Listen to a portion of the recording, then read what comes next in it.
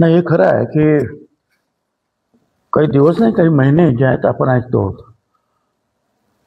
एक एक खून, कधी कधी 3-3 खून एकाच दिवसामध्ये, आणि अतिशय चुकीची प्रतिमा जी आहे या नाशिक शहराची सर्व दूर गेली. नाशिकमध्ये हे कधी असं होत नव्हतं असं माझं म्हणणं आहे. किरकोळ मारामाऱ्या व्हायच्या, एखादा कधीतरी 2 महिन्याने एखादा खून झाला तर किती आरडाओरडा व्हायचा.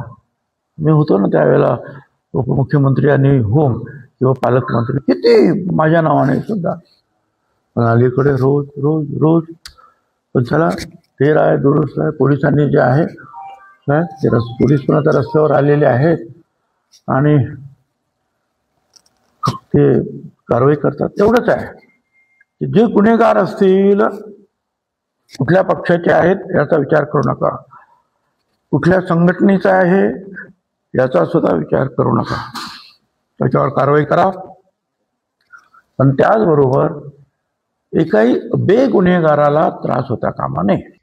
गुन्हेगारीचा मोठा प्रश्न निर्माण झालेला होता. गेल्या 2-3 दिवसापासून पोलिसांकडनं कारवाई केली जाते. काही राजकीय नेते त्याच्यामध्ये गुन्हेगारीत अडकल्याचं स्पष्ट होत आहे. गुन्हेगार कुठल्याही पक्षाचा असो त्याची हयगय केली जाणार नाही. तुम्ही बघितलं असेल कोणाकोणावर कारवाई होते, कशी होते, त्याच्यामध्ये आम्ही कुठे इंटरफेरन्स करत नाही. नाशिक शहरात ही वस्तुस्थिती आहे. खुनाचे प्रकार असतील, गुंडगिरी असतील, या ठिकाणी वाढत चाललेली आहे. आणि म्हणून माननीय मुख्यमंत्री महोदयांनी सीपींना कडक इन्स्ट्रक्शन दिलेले आहेत. मी सुद्धा 15 दिवसापूर्वी आलो, 10-12 दिवसापूर्वी, त्यावेळेला आपल्याला सांगितलं होतं की या ठिकाणी यापुढे असे प्रकार खपवून घेतले जाणार नाहीत, आणि म्हणून त्याचे परिणाम आपल्याला बघायला मिळत आहेत. पण ही वस्तुस्थिती आहे की नाशिक शहरामध्ये काही गुंडांना जास्त माज आलेला आहे.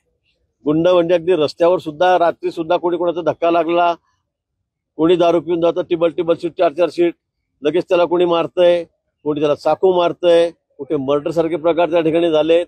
MD सारखा त्याचा वापर या ठिकाणी चाललेला आहे. आणि म्हणून मला वाटतं की या सगळ्यांवर नियंत्रण करणं अतिशय आवश्यक आहे. आपणच वेळोवेळी दररोज वर्तमानपत्र आमच्या टीकाही करतात, पण या ठिकाणी आता यापुढे असे प्रकार खपवून घेतले जाणार नाही. कुठल्याही गुंडाची, कुठल्याही पक्षाचा असो, त्याची आता गय केली जाणार नाही.